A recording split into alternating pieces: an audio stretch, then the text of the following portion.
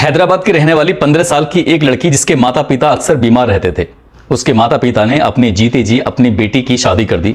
लेकिन शादी कर देते हैं अपनी बेटी की दुगनी उम्र के लड़के के साथ। उस लड़के ने उस लड़की के साथ लगातार शारीरिक शोषण किया करता था, उसे बेवजह परेशान किया करता था। धीरे धीरे वक्त ऐसे आगे बढ़ रहा था, लेकिन इसी बीच में उस लड़की के माता और पिता दोनों ही खत्म हो जाते हैं, मर जाते हैं। अब ऐसी स्थिति में उस लड़की की जो पति था उसकी हिम्मतें और बढ़ जाती है और वो उस लड़की का बेवजह शोषण किया करता था, उसे परेशान किया करता था। एक दिन मौका पाते ही वो लड़की वहां से भाग जाती है और भागकर दिल्ली आ जाती है। उसे नहीं पता था कि जहां से वो निकल कर आ रही है उससे भी बड़ी दलदल में फंसने वाली है।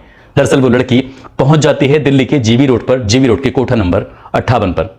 अब उस लड़की का लगातार शोषण हो रहा था।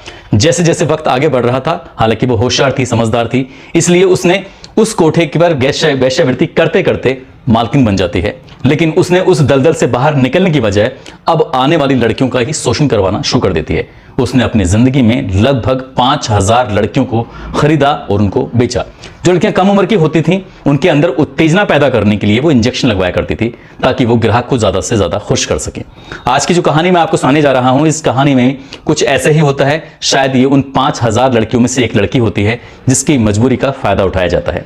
लेकिन एक दिन फेसबुक पर एक मैसेज आता है और मैसेज आने के बाद उस लड़की की जिंदगी पूरी तरह से बदल जाती है।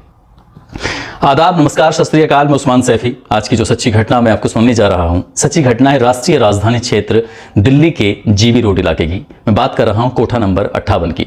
दरअसल एक लड़का दिल्ली महिला आयोग की जो अध्यक्ष होती हैं स्वाति मालीवाल, उनको एक मैसेज टैग करते हुए फेसबुक पर लिखता है और कहता है कि कोठा नंबर 58 में एक लड़की है जो बहुत ज्यादा परेशान है, आपको उसकी मदद की जरूरत है। इस मैसेज को स्वाति मालीवाल बहुत ही गंभीरता से लेती हैं, उच्च अधिकारियों से बातचीत करती हैं और बातचीत करने के बाद कहती हैं कि मुझे इस कोठे पर रेड डालनी है। दरअसल कोठे पर रेड डालने से पहले बहुत सारे लोगों को पता चल जाती है। हालांकि ये भी बताया जाता है कि दिल्ली के जहां पर जीबी रोड होता है महज 3 किलोमीटर की दूरी पर संसद है और लगभग 100 मीटर की दूरी पर चौकी भी है। लेकिन उसके बावजूद भी यहां पर वेश्यावृत्ति का धंधा बड़े चरम सीमा पर होता है, क्योंकि जो पुलिस वाले इसमें ईमानदारी से काम करते हैं, लेकिन कुछ पुलिस वाले ऐसे भी होते हैं जो गैर कानूनी तरीके से काम करते हैं। वो सूचनाएं कोठे तक पहुंचा देते हैं कि आपकी यहाँ पर रेड पड़ने वाली है। वो पहले से ही सतर्क हो जाते हैं और कई लड़कियां ऐसी जो होती हैं उन लड़कियों को उठाकर दूसरी जगह पहुंचा देते हैं और जब रेड पड़ती है तो वो लड़कियां मिलती ही नहीं है जिनकी तलाश होती है। दरअसल जिसके लिए मैसेज किया गया था वो सूचना आज लीक नहीं हो रही थी और ये सूचना थी मई 2017 के दूसरे सप्ताह की। और जब यहां पर पुलिस टीम, दिल्ली महिला आयोग की अध्यक्ष और कई अधिकारी जब मौके पर पहुंचते हैं तो जिस लड़की के लिए मैसेज किया गया था आखिरकार वो लड़की मिल जाती है। वो लड़की ही नहीं मिलती बल्कि उसकी गोद में एक बच्चा भी मिलता है। और जो उस महिला को, जिसकी उम्र महज 15 साल थी, हालांकि उसकी उम्र 15 साल थी लेकिन वो खुद को 20 साल बताने की लगातार कोशिश कर रही थी। और जब उसकी कहानी सुनी गई तो वाकई उसकी उम्र का भी अंदाजा साफ साफ लगा लिया गया, क्योंकि वो 15 साल की ही थी। लड़की बताती है कि जब वो 9 साल की थी तब उसके माता और पिता दोनों का ही एक साथ देहांत हो गया था। ऐसी स्थिति में वो जाए तो जाए कहां, बिहार की रहने वाली थी। तब उसकी मौसी घर पर आती है, कहती है कि मैं इस बेटी की अच्छे से परवरिश कर लूंगी, मुझे कोई एतराज नहीं है। समाज के लोगों के साथ बैठकर उस लड़की को अपने घर पर लेके आती है। अपने घर पर वो अपनी बेटी की तरह उसको पाल रही थी, पोस रही थी, उसका हर छोटी से छोटी चीज का ख्याल रख रही थी। लेकिन इस घर में एक और महिला थी जो इसकी मौसी की दोस्त होती है। वो उसका घर आना जाना बहुत ज्यादा हुआ करता था। और जब उस महिला ने इसकी मौसी से पूछा कि ये लड़की कौन है, बताती है कि इसकी माँ और उसके पापा दोनों ही खत्म हो चुके हैं। अब इस बिटिया की जिम्मेदारी मेरे ऊपर है और मेरे ऊपर ही नहीं बल्कि मैं चाहूंगी कि पूरा मोहल्ला इसको उतना ही प्यार दे जितना कि अब मेरे बच्चों को दिया जा रहा है। ठीक वैसे ही होने लगता है। वो महिला भी उसको ज्यादातर लगाव रखती थी, उसके साथ बहुत अच्छे से पेश आती थी, उसका छोटी छोटी बातों पर ख्याल रखती थी। एक दिन जब उसकी मौसी घर पर नहीं होती है, वो जो रोज रोज आने वाली महिला उसको कुछ खाने में देती है और खाना देने के बाद वो जब नशे की हालत में हो जाती है तो उसे किसी तरकीब से अपने घर तक लेके जाती है और वहीं से उस लड़की को बेच दिया जाता है। इस बात का उसकी मौसी को बिल्कुल भी कोई जानकारी नहीं थी कि लड़की उसकी जो भांजी है वो बिक चुकी है और वो वहां से एक जगह से दूसरे से तीसरे, कभी शहर, कभी गांव, कभी बस, कभी ट्रेन, इस तरह से लगातार लड़की सफर कर रही थी। इधर मौसी अपनी भांजी को लेकर इतना ज्यादा परेशान हो जाती है, वो पुलिस में रिपोर्ट भी लिखवाती है, लेकिन पुलिस उस लड़की को तलाश कर ही नहीं पाता। और जब वक्त आगे गुजरता है तो जब लड़की थोड़ा बहुत होश संभालती है तो वो जीबी रोड के कोठा नंबर 58 में अपनी आंखें खोलती है। और जैसे ही कोठा नंबर 58 में आंखें खोली तो उसकी उम्र उस वक्त 9 साल के आसपास होती है। जो कोठे की मालकिन होती है वो कहती है कि इसकी उम्र भी छोटी है, इसे एक काम करो, इसे मेरे घर पे भेज दो, मेरी बेटी की बहू की ये सेवा करेगी, उसकी खिदमत करेगी। अब वो लड़की 9 साल की उसके घर जाती है, उसको पानी देना, चाय देना, ये खाना बनाना, ये जो जिम्मेदारियां हुआ करती थी वो इसी तरह से उसके घर की जिम्मेदारी संभालने लगती है। लगभग 2 साल तक वो लड़की उस घर में रहती है, लेकिन जब 2 साल उसके कंप्लीट हो जाते हैं तो उस लड़की को उस कोठे पर बुलाया जाता है उससे वेश्यावृत्ति का धंधा कराने के लिए। अब पहली बार में एक उससे बूढ़ा उम्र का एक व्यक्ति उसके ऊपर कर दिया जाता है। 11 साल की वो लड़की, बूढ़ा व्यक्ति उसके साथ जब हमबिस्तर होने वाला था, उसके साथ फिजिकल रिलेशन बनाने वाला था, तब लड़की चीखती है, चिल्लाती है। और जब उस चीख रही थी, चिल्ला रही थी, तो ये बात कोठे की मालकिन को बिल्कुल भी अच्छी नहीं लगती। इसके बाद उसके हाथ और पैर दोनों बांधे जाते हैं। उस लड़की को बहुत बुरी तरह से मारा जाता है, पीटा जाता है और ये कहा जाता है कि जिस धंधे के लिए तुम्हें लाया गया है, जिसके लिए तुम्हारे पैसे दिए गए हैं, तुम्हें वो धंधा करना ही पड़ेगा। जब लड़की ने साफ साफ इनकार किया, जब मारपीट उसके साथ हुई, तो उसके बाद उन लोगों ने उसको एक ऐसा इंजेक्शन दिया।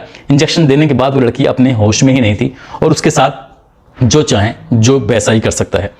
पहले ही दिन जब उसके साथ ये हुआ था तो 5 लोगों ने अलग अलग वक्त में उसके साथ शारीरिक शोषण किया था। उस लड़की को बिल्कुल भी होश नहीं था और वो कोई ना चीखती है ना चिल्लाती है और ग्राहकों को भी वो पूरी तरह से संतुष्ट करती है। यहीं से उसको इंजेक्शन देने का दौर शुरू होता है। अब जब शुरुआत में जब उसके पास ग्राहक आते थे तो उसको इंजेक्शन दिया जाया करता था ताकि वो उत्तेजित हो सके और उसके साथ जो मर्द जो करना चाहें वो आराम से कर सकें। वक्त आगे बढ़ने लगता है। हर दिन उस लड़की के साथ कभी 10 ग्राहक, कभी 15 ग्राहक, कभी उससे ज्यादा ग्राहक, कभी बिल्कुल भी नहीं। तो इस तरह से लगातार सिलसिला चलता चला जाता है। वो लड़की नहीं जानती थी कि उसके साथ ये क्या हो रहा है। जब वक्त आगे बढ़ रहा था तब इंजेक्शन की संख्या कम कर दी जाती है और वो एक नॉर्मल सी जिंदगी जीने लगती है। तभी एक दिन पता चलता है कि उसके पेट में बहुत ज्यादा तेज दर्द हो रहा है। जब मालकिन को पता चलता है तो मालकिन पता करती है कि आखिरकार क्या हुआ है। डॉक्टर की सुविधाएं कोठे पर ही हो जाया करती हैं, बल्कि डॉक्टर ही नहीं, आप किसी भी तरह का सामान खरीदना चाहते हैं तो पूरी दुनिया कोठे पर ही अवेलेबल हो जाती है। उस कोठे को पूरी तरह से सीसीटीवी कैमरे से लैस कर दिया गया था ताकि कोई बाहर जाए तो पता चल जाए, अंदर आए तो पता चल जाए। इस लड़की के जो पेट में दर्द हो रहा था, डॉक्टर ने चेकअप करके बताया कि ये लड़की तो प्रेग्नेंट हो चुकी है। और जब प्रेग्नेंट की बात पता चलती है तो कोठे के मालकिन को इस बात से कोई एतराज नहीं हुआ, क्योंकि इनका काम, इनका धंधा ये होता है कि जब लड़की प्रेग्नेंट हो जाती है उसका जो बच्चा होता है उस बच्चे को कहीं ऐसी जगह रख देते हैं ताकि उसकी परवरिश करते हैं और साथ ही माँ का लगाव अपने बच्चों से ज्यादा हो जाता है। इसलिए वो माएँ जो कम उम्र में बन जाती हैं वो अपने बच्चे की खातिर कोठे पर बैठकर वेश्यावृत्ति के धंधे में फंस जाती हैं। ऐसे ही चल रहा था, उसको बच्चा भी पैदा हो जाता है और वो बच्चे की परवरिश दूसरी जगह हो रही थी। और ये लड़की जो होती है जिसकी उम्र धीरे धीरे बढ़ रही थी, लगभग 4 साल लगातार इससे वेश्यावृत्ति का धंधा कराया जाता है। 11 साल की उम्र से शुरू होती है और 15 साल की जब उसकी उम्र हो जाती है, इसी बीच में उसको एक ऐसा भला मानुस नाम का एक लड़का मिलता है, बहुत ही सीधा साधा सा। जब उससे लड़का बात कर रहा था तो लड़का और लड़की की उम्र में कोई ज्यादा अंतर नहीं था। 17 या 18 साल का वो लड़का जब कोठे पे इस लड़की के साथ हमबिस्तर होने की तैयारी में था, फिजिकल रिलेशन की तैयारी में था, तब उससे सवाल करता है कि तुम यहाँ पर क्या कर रही हो, तुम्हारी तो कुछ ज्यादा उम्र भी नहीं है। वो पूरी कहानी उस लड़के को बताती है। वो कहती है कि मैं बिहार के रहने वाली थी, मेरे माता पिता खत्म हो गए थे, मेरी मौसी मुझे लेके आई, लेकिन एक महिला ने उसको बेचकर यहाँ तक पहुंचा दिया। जब ये पूरी कहानी उस लड़के को बताई जाती है, लड़का कहता है कि मैं तुम्हारी मदद करूंगा। और इसी कहते हैं कि दीवारों के भी कान होते हैं, शायद दीवार ने ये बात सुनी और जैसे लड़के ने कहा कि मैं तुम्हारी मदद करूंगा, तभी दीवार कोई सुन रहा था। सुनने के बाद दरवाजा खोला जाता है और उस लड़के को बेहिसाब पीटा जाता है, मारा जाता है, ताकि ये बात कहीं बाहर जाकर किसी से ना कहे। लेकिन लड़के ने भी हिम्मत जुटाई और हिम्मत जुटाने के बाद बाहर निकलता है और अपनी बदनामी से उसे कोई फर्क नहीं पड़ रहा था। उसने सोच लिया था कि उसे उस लड़की को हर हाल में इस कोठे से बाहर निकालना ही निकालना है। और निकलते ही वो फेसबुक पर एक मैसेज करता है। दिल्ली महिला आयोग की जो अध्यक्ष होती हैं स्वाति मालीवाल, उनको टैग करते हुए लिखता है कि एक लड़की बहुत मुसीबत में है, आपको उसकी मदद की जरूरत है। इस कोठे पर छापा मार के उस लड़की को बाहर निकाला जाता है। उस वक्त इस कोठे की मालकिन होती हैं चंदा, उनको भी गिरफ्तार किया जाता है। और स्वाति मालीवाल कहती हैं कि मैं पहले ही कहती हूं कि इस कोठे को, जो जितने भी कोठे हैं, इनको पूरी तरह से बंद कर दिया जाए। यहां पर कोई अपनी मर्जी से नहीं आता, बल्कि जबरदस्ती उन्हें लाया जाता है। चाहे कोई किसी का बॉयफ्रेंड लेके आए, चाहे कोई किसी का मजबूरी का फायदा उठाकर लेके आए, या कोई किसी का अपहरण करके लेके आए, या मानव तस्करी, जैसे भी कई तरह के तरीके होते हैं लड़कियों को इन कोठों तक पहुंचाने के। और उन तरीकों के बाद ही उन्होंने कहा कि शुरुआत में भले ही चाहे लड़कियां गैर मर्जी से हों, लेकिन बाद में उनको इतना मजबूर किया जाता है कि वो अपनी मर्जी से रहने लगती हैं। चाहकर भी कई लड़कियां कुछ कह नहीं पाती। इस लड़की को यहां से निकाला जाता है। जब निकाल रहे थे तो उसने कहा कि मेरा एक बच्चा भी है, और जब उसका बच्चा उसे बुलवाया जाता है, जो उसकी मालकिन होती है चंदा, उस बच्चे को उसे सौंप देती हैं। फिर से शेल्टर होम में रखा जाता है, जहां पर ऐसी महिलाओं की, जहां पर ऐसे बच्चों की परवरिश होती है, जहां पर गवर्नमेंट की जिम्मेदारी होती है ऐसे बच्चों की, ऐसे लोगों की जिम्मेदारी उठाना। फिलहाल वो वहां पर रहने लगती। साथ में पता चलता है कि जो इस कोठे पर पहले कोई मालकिन हुआ करती थी, उस मालकिन का नाम सायरा बेगम होता है। सायरा बेगम की कहानी भी इस लड़की की कहानी से बिल्कुल मिलती जुलती होती है, क्योंकि सायरा बेगम हैदराबाद की रहने वाली होती है, कम उम्र में शादी हो जाती है, माँ बाप उसके मर जाते हैं और लड़की धंधा करने लगती है। उसके बाद पता चलता है कि उसकी होशियारी की वजह से, उसकी चालाकी की वजह से वो कोठे की मालकिन भी बन जाती है। लेकिन साल 2016 में जब पकड़ी जाती है तो पता चलता है कि उसने अमरोहा के रहने वाले एक व्यक्ति के साथ शादी भी की। उससे पूछताछ करके पता चलता है कि उस महिला ने थोड़ी बहुत नहीं बल्कि 100 करोड़ रुपए से ज्यादा की संपत्ति भी अर्जित की और अपनी जिंदगी में 5000 लड़कियों को, जिनकी कम उम्र थी, उनको इंजेक्शन देकर इसी तरह से जवान किया गया जैसे कि बिहार की इस लड़की को जवान किया गया था। लेकिन वाकई ये सैल्यूट बनता है उस लड़के के लिए जो लड़का कोठे पर जाता है, उसके साथ मारपीट भी होती है। मारपीट होने के बाद भी वो हिम्मत नहीं हारता और हिम्मत नहीं हारता फेसबुक पर मैसेज लिखता है, उस लड़की को वहां से आजाद कराता है। लेकिन जब बात पुलिस तक पहुंचती है तो उस लड़के की जान को भी खतरा बन गया था। हालांकि पुलिस ने उस लड़की को सिक्योरिटी दी, सुरक्षा दी, ताकि उस पर कोई हमला ना कर सके। बाद में ऐसी कोई बात सुनने को नहीं आई थी और उस लड़की को एक नई जिंदगी मिल गई। वहां से वो हमेशा के लिए आजाद हो चुकी थी, वहां से वो हमेशा के लिए जा चुकी थी। दोस्तों, इस घटनाक्रम को सुनाने का उद्देश्य किसी को परेशान करना नहीं है, किसी का दिल दुखाना नहीं है, बल्कि आपको जागरूक करना है, आपको सचेत करना है। मानव तस्करी के धंधे आज भी बड़ी चरम सीमा पर हैं और कोई ना कोई किसी न किसी का फायदा उठाता है।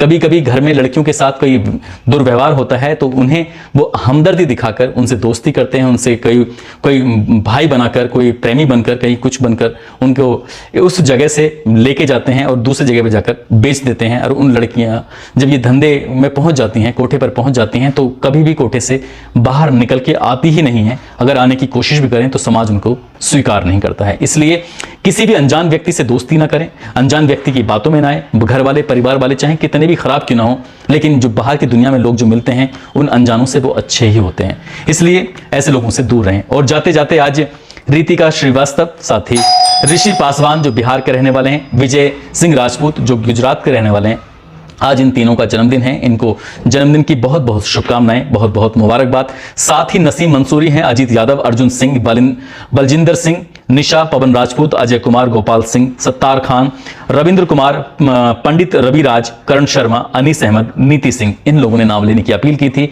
आप सब लोग अपना ख्याल रखें, सुरक्षित रहें। जय हिंद, जय भारत।